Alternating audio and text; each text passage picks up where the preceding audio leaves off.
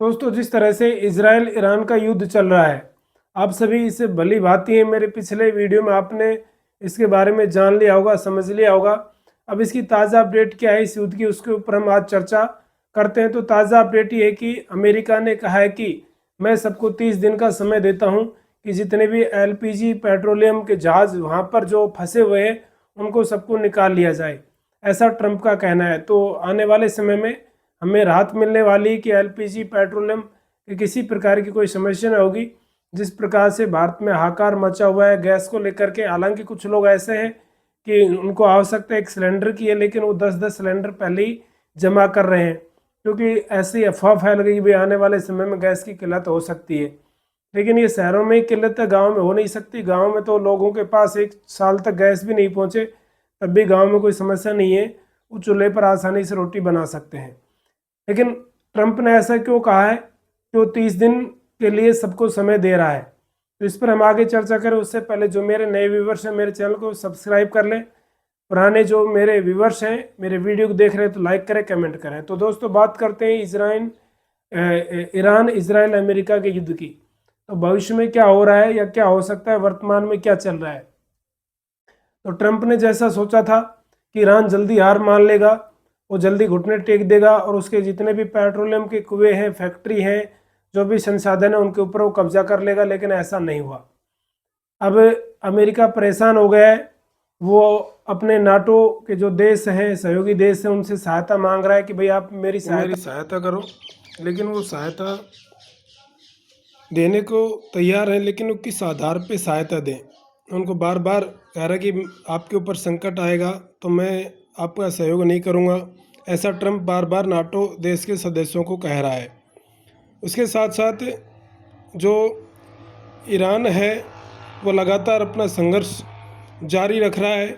इधर अमेरिका हमें कहीं ना कहीं कमज़ोर पड़ता हुआ दिखाई दे रहा है, क्योंकि जो ईरान है उसके चारों तरफ अमेरिका ने अपने बेस स्थापित कर रखे, जैसे कुवैत है, अफ़गानिस्तान है, इराक है।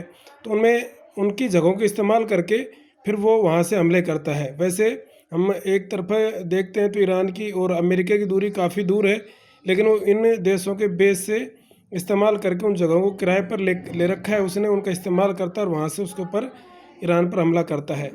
अब आगे देखते हैं क्या होता है। ये संघर्ष अभी भी चल ही रहा है। इजराइल जो अमेरिका की कठपुतली बना हुआ है वो लगातार ईरान पर हमले कर रहा है। दूसरी तरफ ट्रंप ने कहा कि ईरान के पास अभी कुछ है नहीं, कि उसके पास न तो कोई वायुयान है, न उसके पास जहाज़ है, न इतनी मिसाइलें हैं, और मिसाइलों को वो आजकल ट्रेस करने वाली जो चीज़ें होती वो भी ईरान के पास नहीं है, ऐसा ट्रंप का मानना है। तो ये संघर्ष लगातार बना हुआ है। भविष्य में इसके क्या परिणाम आएंगे वो तो अभी बाद में पता चलेगा, लेकिन वर्तमान में ट्रंप ने 30 दिन के लिए युद्ध विराम के लिए कहा है। दूसरी तरफ ट्रंप ने कहा कि हम बातचीत के लिए तैयार हैं, कि कोई बातचीत तो करे हमसे, लेकिन ईरान का कहना है कि हम युद्ध विराम नहीं चाहते, हम स्थायी समाधान चाहते हैं। कि हम ये नहीं कि भाई युद्ध विराम हो जाए और युद्ध दोबारा से शुरू हो जाएगा, तो वो स्थिति नहीं चाहते, हम स्थायी समाधान चाहते हैं, ऐसा ईरान का मानना है। जबकि ट्रंप कह रहा है कि हम युद्ध विराम करने के लिए तैयार है, लेकिन युद्ध विराम का मतलब होता है कि 6 महीने 2 महीने युद्ध रुक सकता है, उसके बाद कभी भी शुरू हो सकता है। लेकिन ईरान का कहना है कि हम स्थायी समाधान चाहते हैं, युद्ध का हम युद्ध कभी नहीं चाहते, हमें ये शर्त हमारी माननी होगी कि युद्ध दोबारा से न हो। देखता आगे क्या होता है। दूसरी चीज़, ट्रंप जो है ग्रीनलैंड पर कब्जा करना चाहता है। ईरान के पास जो ग्रीनलैंड टापू है वहाँ पर पेट्रोलियम, गैस, सोना चांदी के बहुत सारे भंडार हैं, वह उस पर नियंत्रण करना चाहता है। लेकिन ईरान ने स्पष्ट शब्दों में कह दिया है कि यदि अमेरिका ऐसा करने का प्रयास करेगा, ग्रीनलैंड पर नियंत्रण का प्रयास करेगा, तो हम आर पार की लड़ाई करेंगे, हम कभी भी ग्रीनलैंड पर नियंत्रण नहीं होने देंगे अमेरिका का। तो इस वजह से हालांकि युद्ध का जो अब दिशा है वो बदलती जा रही है। पहले ये लग रहा था कि भाई वो वहाँ से तानाशाह को हटाना चाहता है, लेकिन वर्तमान में जिस परिस्थितियों में युद्ध चल रहा है उस हिसाब से यही लग रहा है कि कहीं न कहीं जो अमेरिका है उन ईरान के संसाधनों पर नियंत्रण करना चाहता है, चाहे पेट्रोल, डीजल, गैस या अन्य कोई खनिज भंडार है, उनके ऊपर वो नियंत्रण करना चाहता है।